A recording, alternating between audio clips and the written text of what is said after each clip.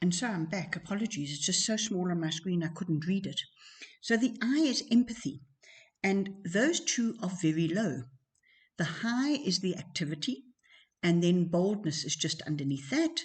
And then the rest of them fall somewhere in between. The other one that's high is communicative. So this is a very busy, chatty person. But they're flitting all over the place, and they're actually not identifying and empathizing with people 100%. Their chattiness would get them and others to believe that there is empathy, but in fact there's not.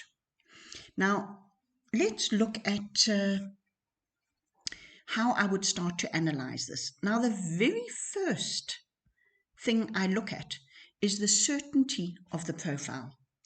Now, if the person is not certain about who and what they are, the rest of that profile is invalid.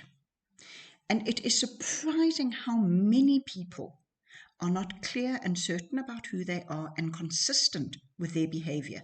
Is there a conviction about their patterns of behavior, their traits, their responses to certain environments? These are people who tend to be, and because in this instance the person is very communicative, can often be called a big talker.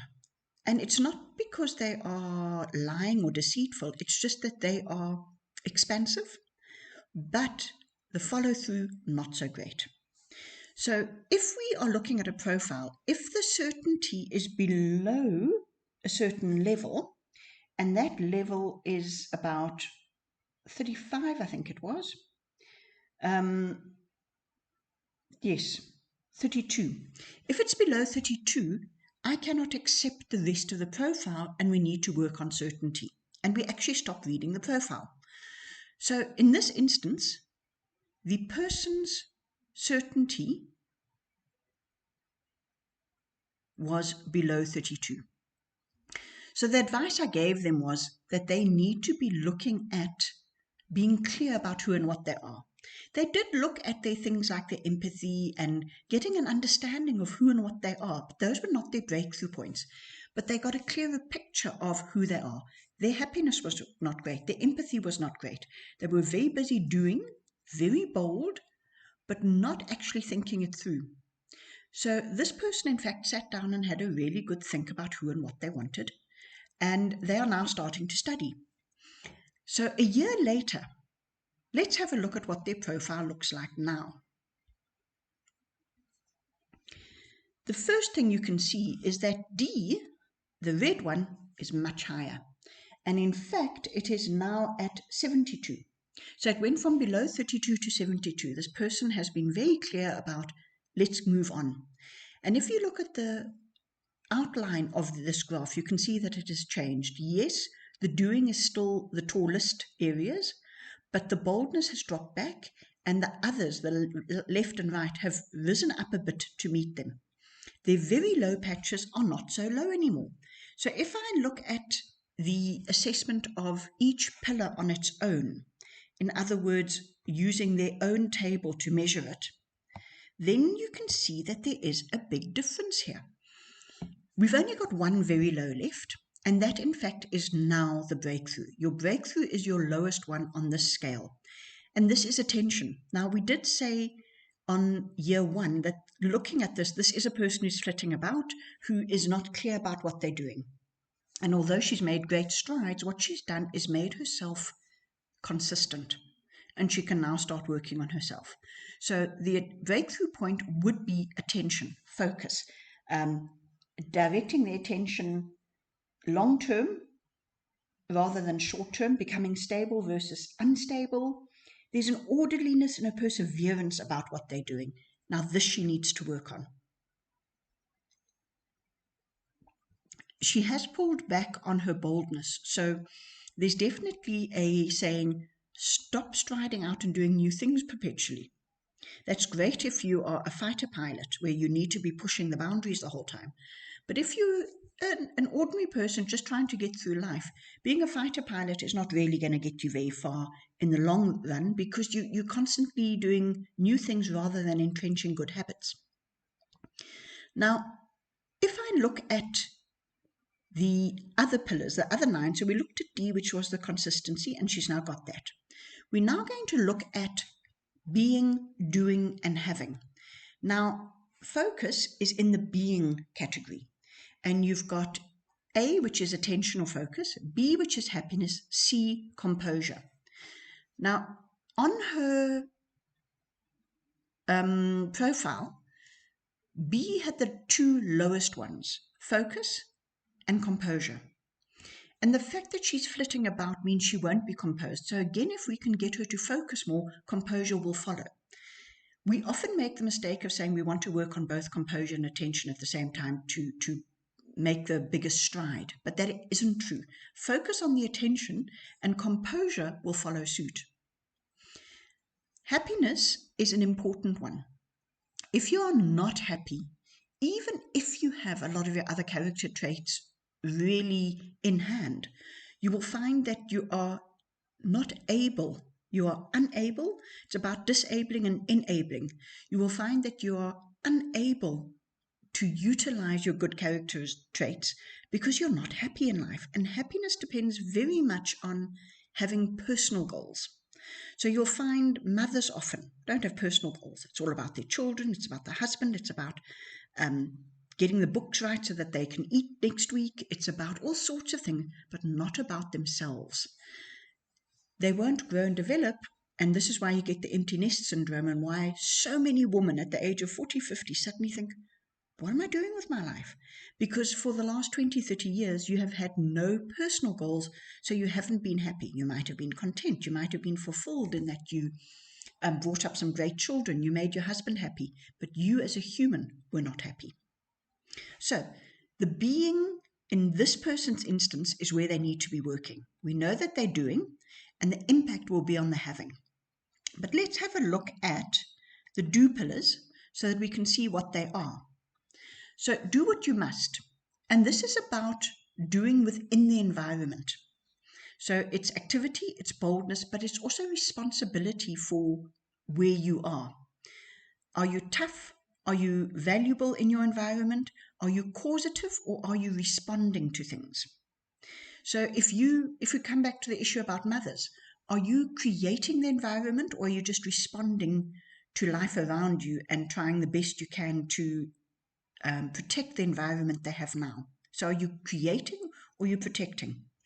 So that is about doing what you must. And many of us are doers, but we actually aren't being the person we want to be, so we then don't have what we want. And the three pillars for having are correct estimation, empathy, and communication. And it's very much about your interaction with other people. So starting from the right communication, and it's not about being a formal talker. This is the mistake I made. It's about being communicative. It's about being chatty and getting through to people, because formal communication might speak to some people, but it doesn't speak to a lot of people. And if you want to make a difference, you've got to impact on a lot of people.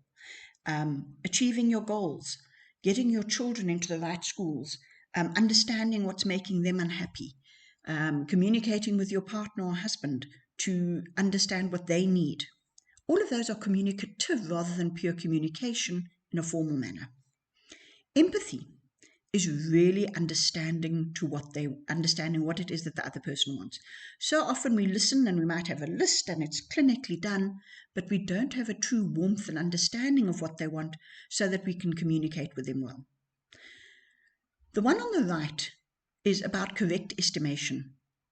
And it's about having a viewpoint that one is our own, but secondly, fully understands what the situation or person needs. So often we become biased, and I think, with fake news and so on, it's very easy that people don't have correct estimation.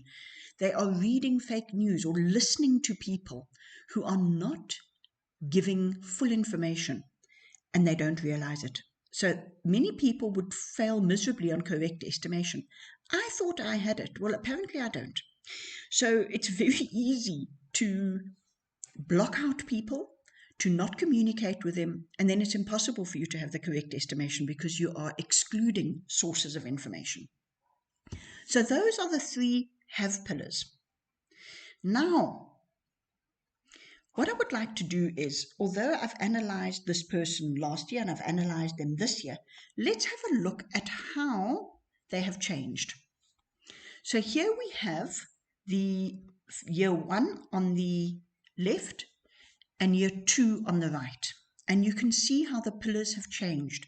First of all, there's been an overall increase in the lower ones. What's pleasing to see is that the very tall ones have not got any taller. You don't want somebody doing way above what they are capable of, because then they're becoming a little out of control.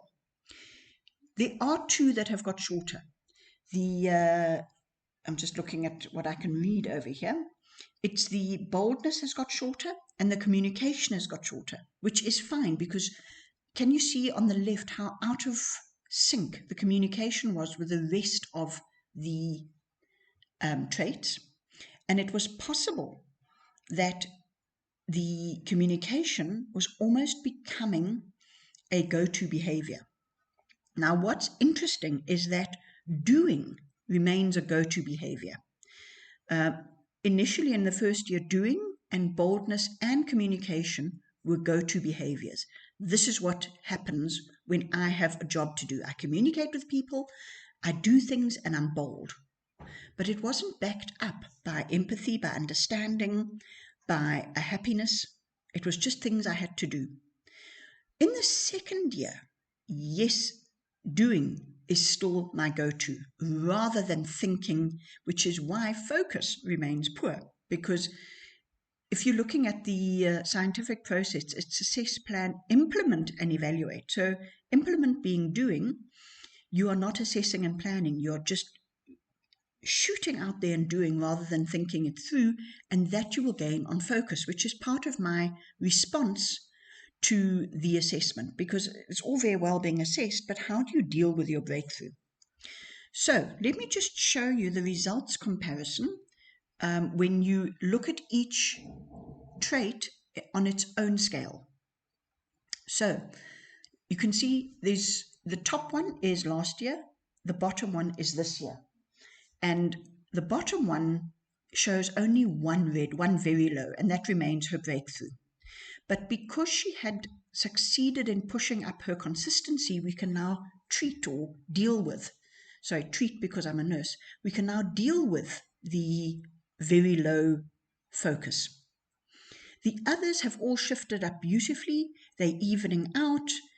She's got some lovely, very high ones, some ones in the middle, and one low but not very low. So for focus, my suggestion to her is, as she herself says, I want to be better because I want to be a manager in a few years. And people who are not consistent make pretty poor managers because the team can't trust them on their decisions. They can't forecast what's going to happen. So they're constantly in a state of flux, wondering, how's our manager going to take this? Now, for focus, often it's people who cannot sit down and do a task, or that they stay consistent with the things that they are focused on. So the first one is set goals, which forces you to work in an area. So for me, starting videos and podcasts, I'm now feel forced out of a sense of commitment to keep on sharing my voice in this way. The next one is you need to give yourself time. So there are a few things I suggest, and what I'll do is I'm going to do another video, maybe not today, in which I talk about how do you increase your focus. But in short, it's about doing 5-minute tasks, not more than that. Just get into the habit of doing 5-minute tasks that achieve a small goal that you set out. The second one is start doing what's called the Pomodoro timekeeping, where you spend 25 minutes on a topic. And the third one is where you start rotating tasks. Many of us who are poor at focus or high in energy, we get bored quite quickly. So to do the same job for 8 hours straight is just mind-blowing for us. We can't understand it. So you do the Pomodoro rotating tasks, where you go through 3 projects that you're working on, and you keep rotating them. It does mean, though, that you have to know exactly what 5-minute tasks you need to do in each. So you then, on the side, always need to follow a checklist of how do I deal with any project or any task. And that I'll go through. I'll probably use a studying assignment as an example of how it works, but it could be applied to any assignment, whether it's your husband asking you to make supper, whether it's you as a manager trying to organize the holidays for your children, whatever it is, the assignment will be tackled using a form of a checklist that you draw up yourself, and you're going to go through it so that you consistently remain focused on the task because you've got a checklist at hand which guides you through that.